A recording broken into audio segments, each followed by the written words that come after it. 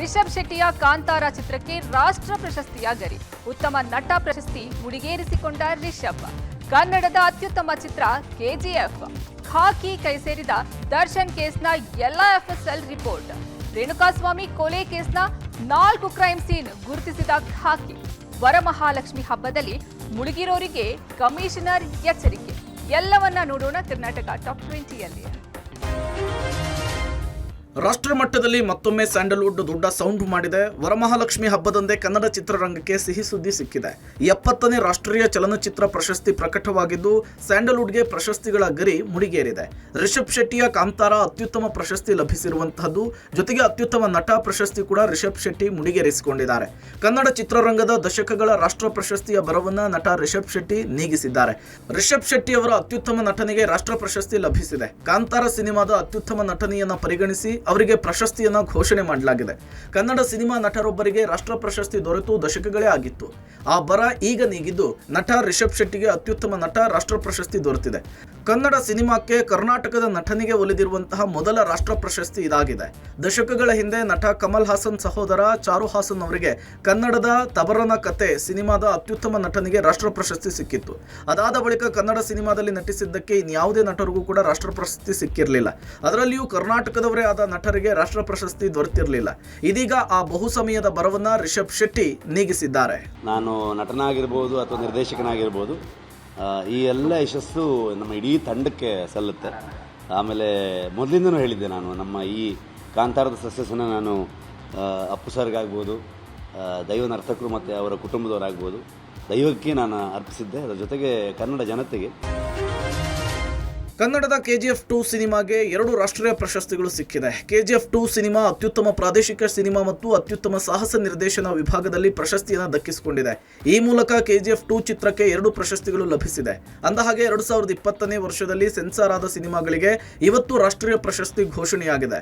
Kantara cinema, KGF 2 cinema, ಮಧ್ಯಂತರ ಎಂಬ ಚಿತ್ರ ಸೇರಿ ಒಟ್ಟು 6 ರಾಷ್ಟ್ರೀಯ ಪ್ರಶಸ್ತಿಗಳನ್ನು ಬಾಚಿಕೊಂಡಿದೆ. ಇನ್ನು ಇಲ್ಲಿ ಗಮನಿಸಬೇಕಾದ ಅಂಶ ಅಂದ್ರೆ ಅತ್ಯುತ್ತಮ ನಟ ಪ್ರಶಸ್ತಿ ರಿಷಬ್ ಶೆಟ್ಟಿಗೆ ದೊರೆತಿದೆ. ಜೊತೆಗೆ ಅತ್ಯುತ್ತಮ ನಟಿ ಪ್ರಶಸ್ತಿ ಕೂಡ ಕನ್ನಡತಿ ನಿತ್ಯ ಮೆನನ್ ಅವರಿಗೆ ತಮಿಳಿನ ತಿರುಚಿತ್ರಂಬಳಂ ಸಿನಿಮಾಕ್ಕೆ ದೊರೆತಿದೆ. ನಿತ್ಯ ಮೆನನ್ ಮಾತ್ರವೇ ಅಲ್ಲದೆ ಮಾನಸಿ ಪಾರೇಖ್ ಅವರಿಗೂ ಕೂಡ ಅತ್ಯುತ್ತಮ ನಟಿ ಪ್ರಶಸ್ತಿಯನ್ನು ಕೊಡಲಾಗಿದೆ. ಈ ಪ್ರಶಸ್ತಿಯನ್ನು ಅವರ ಕಚ್ ಎಕ್ಸ್ಪ್ರೆಸ್ ಸಿನಿಮಾದ ನಟನೆಗಾಗಿ ಕೊಟ್ಟಿದ್ದು. ಈ ಮಧ್ಯೆ ಕನ್ನಡದ ಕಿರುಚಿತ್ರ ಮಧ್ಯಂತರ ಸಿನಿಮಾಕ್ಕೆ ಉತ್ತಮ ಸಂಕಲನಕ್ಕಾಗಿ ಸುರೇಶ್ ಅರಸ್ಗೆ ದೊರೆತಿದೆ. ಈ ನಡುವೆ ಕೆಜಿಎಫ್ ಪಾರ್ಟ್ 3 ಸಿನಿಮಾ ಮಾಡುವ ಸುಳಿವನ್ನ ನಿರ್ಮಾಪಕ ವಿಜಯ್ ಕಿರಗಂದೂರು ಬಿಚ್ಚಿಟ್ಟಿದ್ದಾರೆ. ಖಂಡಿತ ಕೆಜಿಎಫ್ 3 ಆಗೇ ಆಗುತ್ತೆ. ಕೆಲವು ದಿನಗಳಿಂದ ಅದು ಇದು ಮಾಡಬೇಕು ಅಂತ ಪ್ಲ್ಯಾನ್ ನಡೀತಾನೆ ಇದೆ. ಬಟ್ ಎಲ್ಲ ಟೈಮಿಂಗ್, ಎಲ್ಲರೂ ಬ್ಯುಸಿ ಇರೋ ಕಾರಣ, ಯಶುನು ಬೇರೆ ಬ್ಯುಸಿ ಇರೋ ಕಾರಣ ಮತ್ತು ಪ್ರಶಾಂತ್ ಬ್ಯುಸಿ ಇರೋ ಕಾರಣ ಮುಂದೆ ಹೋಗ್ಲಿಕ್ಕೆ ಆಗ್ತಾ ಇಲ್ಲ. ಎನಿ ಮೂಮೆಂಟ್ ಅದೊಂದು ಪ್ಲ್ಯಾನ್ ಆಗುತ್ತೆ, ಆಗಿ ಮುಂದೆ ಹೋಗ್ತೀವಿ. ಖಂಡಿತ ಕೆಜಿಎಫ್ 3 ಆಗೇ ಆಗುತ್ತೆ. ದಿನಕ್ಕೊಂದು ಟ್ವಿಸ್ಟ್ ಕೊಡ್ತಾ ಇರುವ ದರ್ಶನ್ ಕೇಸಲ್ಲಿ ಎಫ್ಎಸ್ಎಲ್ನ ಬಹುತೇಕ ಎಲ್ಲ ರಿಪೋರ್ಟ್ಗಳು ಪೊಲೀಸರ ಕೈ ಸೇರಿದೆ. ಎಫ್ಎಸ್ಎಲ್ ರಿಪೋರ್ಟ್ನಲ್ಲಿ ಬಹುಮುಖ್ಯವಾದ ಡಿಎನ್ಎ ರಿಪೋರ್ಟ್ ಪೊಲೀಸರ ಕೈ ಸಿಕ್ಕಿದೆ. ಈ ಮೂಲಕ ದರ್ಶನ್ ಜಸ್ಟ್ ರಕ್ತ ಮಾತ್ರ ಅಲ್ಲ, ಇನ್ನುಳಿದ ಆರೋಪಿಗಳ ಕೂದಲು ಕೂಡ ಸಂಕಷ್ಟ ತಂದೊಡ್ಡುತ್ತಾ ಇದೆ. ರೇಣುಕಾಸ್ವಾಮಿ ಶವವನ್ನು ಬಿಸಾಡಬೇಕಾದ್ರೆ ಸ್ಕಾರ್ಪಿಯೋ ಕಾರಲ್ಲಿ 4 ಆರೋಪಿಗಳು ಹೋಗಿದ್ರು. ಆ ಸ್ಕಾರ್ಪಿಯೋ ಕಾರಲ್ಲಿ ಆರೋಪಿಗಳ ಕೂದಲು ಉದುರಿತ್ತು. ಉದುರಿದ ಕೂದಲನ್ನು ಸಂಗ್ರಹಿಸಿ ಆರೋಪಿಗಳ ಡಿಎನ್ಎ ಮಾಡೋಕೆ ಕಳಿಸಲಾಗಿತ್ತು. ಈಗ ಡಿಎನ್ಎ ವರದಿ ಬಂದಿದ್ದು ಆರೋಪಿಗಳ ಕೂದಲು ಮ್ಯಾಚ್ ಆಗಿದೆ.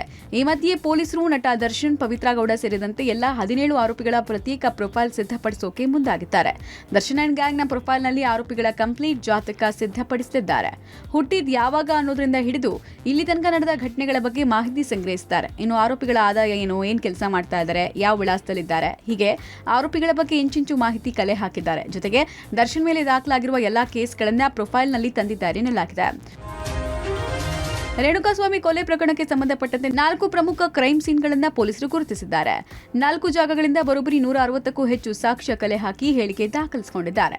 ರೇಣುಕಾಸ್ವಾಮಿ ಕೆಲಸ ಮಾಡ್ತಾ ಇದ್ದ ಮೆಡಿಕಲ್ ಸ್ಟೋರ್, ರೇಣುಕಾಸ್ವಾಮಿ ಆಟೋದಲ್ಲಿ ಹೋಗಿ ಆರೋಪಿಗಳನ್ನ ಮೀಟ್ ಮಾಡಿದ ಸ್ಥಳ, ರೇಣುಕಾಸ್ವಾಮಿಯನ್ನ ರಾಘವೇಂದ್ರ ಅಂಡ್ ಗ್ಯಾಂಗ್ ಕಾರಿಗೆ ಹತ್ತಿಸಿಕೊಂಡ ಸ್ಥಳದಿಂದ ಹಿಡಿದು ಬಟ್ಟಣಗೆರೆ ಶೆಡ್ ಜಾಗದ ಸೆಕ್ಯೂರಿಟಿ ಗಾರ್ಡ್, ಶೆಡ್ನ ಮಾಲೀಕರು ಸೇರಿದಂತೆ ಕೊಲೆ ನಂತರ ಆರೋಪಿಗಳನ್ನ ಯಾರನ್ನೆಲ್ಲ ಮೀಟ್ ಮಾಡಿದ್ರು ಎಂಬುದರ ಬಗ್ಗೆ ಕೂಡ ಕ್ರೈಮ್ ಸೀನ್ಗಳನ್ನ ಗುರುತು ಮಾಡಿದ್ದಾರೆ.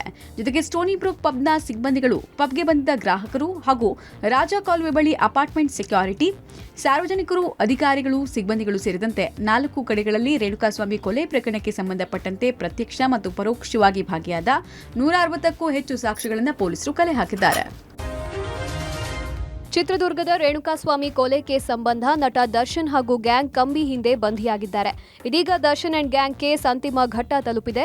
ಇದೇ ವಿಚಾರವಾಗಿ ಬೆಂಗಳೂರು ನಗರ ಪೊಲೀಸ್ ಆಯುಕ್ತ ದಯಾನಂದ್ ಪ್ರತಿಕ್ರಿಯಿಸಿದ್ದಾರೆ. ತನಿಖೆ ವೇಳೆ ಅನೇಕ ಸಾಕ್ಷ್ಯಗಳು ಪತ್ತೆಯಾಗಿವೆ. ಅವುಗಳನ್ನು ಬೆಂಗಳೂರು ಹಾಗೂ ಹೈದರಾಬಾದ್ ಎಫ್ಎಸ್ಎಲ್ಗೆ ಕಳುಹಿಸಲಾಗಿತ್ತು. ಕೆಲವು ವರದಿಗಳು ಈಗಾಗಲೇ ಪೊಲೀಸರ ಕೈ ಸೇರಿವೆ. ವರದಿಗಳನ್ನು ವಿಶ್ಲೇಷಣೆ ನಡೆಸಿ ನಂತರ ಕೋರ್ಟ್ಗೆ ಚಾರ್ಜ್ ಶೀಟ್ ಸಲ್ಲಿಸಲಾಗುವುದು. ಇನ್ನು ಕೆಲವು ಹೈದರಾಬಾದ್ ಸಿಎಫ್ಎಸ್ಎಲ್ ವರದಿಗಳು ಬರಬೇಕು ಅಂದ್ರು. ಇನ್ನು ಜೈಲಿನಲ್ಲಿರುವ ನಟ ದರ್ಶನ್ ಬಗ್ಗೆಯೂ ಕಮಿಷನರ್ ದಯಾನಂದ್ ಪ್ರತಿಕ್ರಿಯೆ ನೀಡಿದ್ದಾರೆ. ರೇಣುಕಾಸ್ವಾಮಿ ಕೊಲೆ ಪ್ರಕರಣಕ್ಕೆ ಸಂಬಂಧಿಸಿದ ಹಾಗೆ ತನಿಖೆ ಅಂತಿಮ ಘಟ್ಟವನ್ನು ತಲುಪ್ತಾ ಇದೆ. ಅನೇಕ ಮೌಖಿಕ ಸಾಕ್ಷಿಗಳು, ಸಾಂದರ್ಭಿಕ ಸಾಕ್ಷಿಗಳು ಜೊತೆಗೆ ತಾಂತ್ರಿಕ ಸಾಕ್ಷಿಗಳನ್ನು ಈಗಾಗಲೇ ಸಂಗ್ರಹಿಸಲಾಗಿದೆ. ಇನ್ನೂ ಕೆಲವು ವರದಿಗಳು ಆದಷ್ಟು ಶೀಘ್ರದಲ್ಲಿ ತಲುಪಿಸೋದಾಗಿ ಸಂಬಂಧಪಟ್ಟ ವಿಧಿವಿಜ್ಞಾನ ಪ್ರಯೋಗಾಲಯದಲ್ಲೂ ನಮಗೆ ತಿಳಿಸಿದ್ದಾರೆ. ಅವುಗಳು ಕೈ ಸೇರಿದ ನಂತರ ಮುಂದಿನ ಒಂದು ತನಿಖೆಯ ಭಾಗವಾಗಿ ಏನು ಕೆಲವೊಂದು ಸ್ಪಷ್ಟೀಕರಣಗಳನ್ನು ಕೇಳೋ ಆಗಿದ್ದರೆ ಅವುಗಳನ್ನು ಕೇಳಿ ನಂತರದಲ್ಲಿ ಆದಷ್ಟು ಶೀಘ್ರದಲ್ಲಿ ನಾವು ಈ ಪ್ರಕರಣದಲ್ಲಿ ಅಂತಿಮ ವರದಿಯನ್ನು ನ್ಯಾಯಾಲಯಕ್ಕೆ ಸಲ್ಲಿಸ್ತೇವೆ. ವರಮಹಾಲಕ್ಷ್ಮಿ ಹಬ್ಬದ ಸಂಭ್ರಮದಲ್ಲಿ ಮುಳುಗಿರೋರಿಗೆ ಬೆಂಗಳೂರು ಕಮಿಷನರ್ ಕಿವಿ ಮಾತು ಹೇಳಿದ್ದಾರೆ. ವರಮಹಾಲಕ್ಷ್ಮಿ ಹಬ್ಬಕ್ಕೆ ದೇವಿಯ ಮೈ ಮೇಲೆ ಚಿನ್ನಾಭರಣ ಹಾಕಿ ಸಾಮಾಜಿಕ ಜಾಲತಾಣದಲ್ಲಿ ಪೋಸ್ಟ್ ಮಾಡೋರು ಹುಷಾರಾಗಿರಿ. ಇದನ್ನ ನಾವು ಹೇಳ್ತಾ ಇಲ್ಲ, ಸ್ವತಃ ಬೆಂಗಳೂರು ಪೊಲೀಸ್ ಆಯುಕ್ತ ದಯಾನಂದ್ ಅವರೇ ಹೇಳ್ತಾ ಇರೋದು. ದೇವಿಯ ಮೈ ಮೇಲೆ ಆಭರಣಗಳನ್ನ ಹಾಕಿರೋರು ಹುಷಾರಾಗಿರಿ ಅಂತ ಹೇಳಿದ್ದಾರೆ. ಸಣ್ಣ ಕಿಂಡಿ ಇದ್ರೂ ಕೂಡ ಕಳ್ಳರಿಗೆ ದಾರಿ ಆಗ್ಬಹುದು. ಕಿಟಕಿ ಬಾಗಿಲುಗಳನ್ನ ಭದ್ರವಾಗಿಡಿ. ಅಪರಿಚಿತರು ರಸ್ತೆಯಲ್ಲಿ ಕಂಡ್ರೆ ಯಾರು ಅಂತ ವಿಚಾರಿಸಿ ಸೂಚನೆ ಕೊಟ್ಟಿದ್ದಾರೆ. ಇನ್ನು ಕಳ್ಳತನಕ್ಕೆ ಆಸ್ಪದ ಕೊಡದಂತೆ ಎಚ್ಚರಿಕೆ ವಹಿಸಿ ಅಂತ ಕಮಿಷನರ್ ದಯಾನಂದ್ ಸಾರ್ವಜನಿಕರಲ್ಲಿ ಮನವಿ ಮಾಡಿದ್ದಾರೆ.